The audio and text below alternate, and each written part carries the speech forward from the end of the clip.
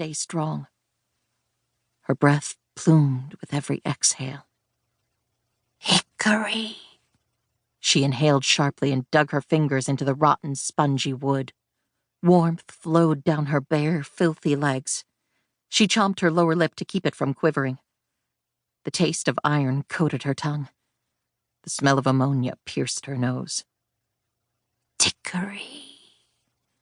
His voice reached out, its chilling tone wrapping around her heart like a vice. Glancing up, she had nowhere to go.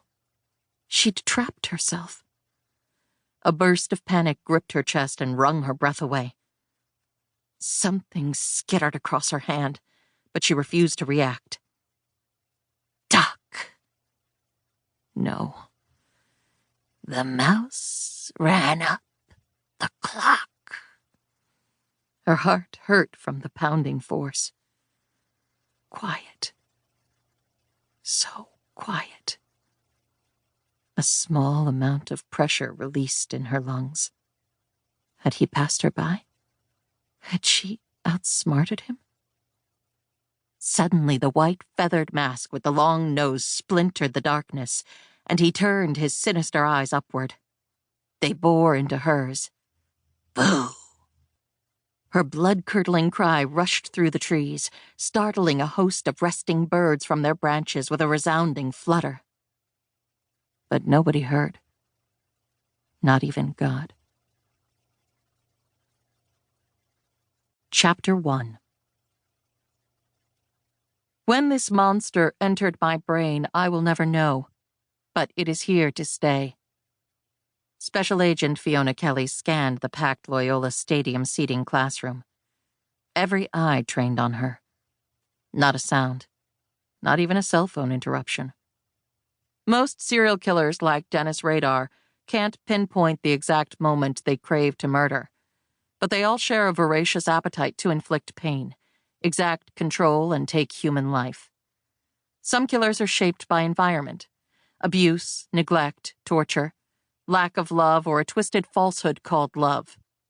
These killers are made. Not all fall into this category. She surveyed faces. One student covered her mouth. Some serial killers are born that way. Murmurs stirred the atmosphere as if she was telling a ghost story around a campfire, as they awaited the boo to scare them into laughter. If she didn't need the extra money, she wouldn't even be lecturing part-time at the university. These kids had no clue what was out there hunting, stalking, and making campfire stories sound as terrorizing as a baby bunny. Your job won't be to determine which is which. It's to catch them. Whether born or made, they all have similar minds, and you'll have to learn to think like them. Fiona had spent 8 years with the South Division of the Strange Crimes Unit, before transferring 2 years ago here to Chicago with the Midwest Division. But she'd been learning to think like a killer much longer than her career with the FBI. If you can't do that, then working in violent crimes, especially in the Strange Crimes Unit, probably isn't for you. A girl that looked like she ought to be majoring in getting her MRS degree raised her hand. Can you explain the difference between working for violent or strange crimes, since they both investigate serial killings? A decent question. The Strange Crimes Unit only deals with the bizarre and unexplainable. 98% of these crimes will have warped religious undertones and ritualistic-type behavior.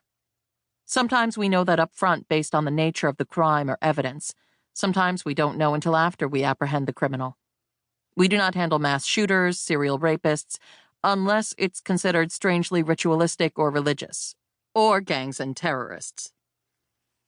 Are there that many bizarre crimes? She asked. And how do you decide? Jeffrey Dahmer's crimes could be considered strange. They'd be shocked to know how many bizarre crimes happen daily. True, but cannibalism doesn't fall under strange unless it has ritualistic undertones, or our caseloads are low and violent crimes needs a favor. On occasion, we will take a violent crime off their hands to aid in caseloads, such as cannibalism. We can and do assist other FBI divisions, as well as consult and profile for local law enforcement. Another hand shot up. Fiona pointed to her. The funeral director was a strange crimes case. How does he differ from Dahmer? The girl asked.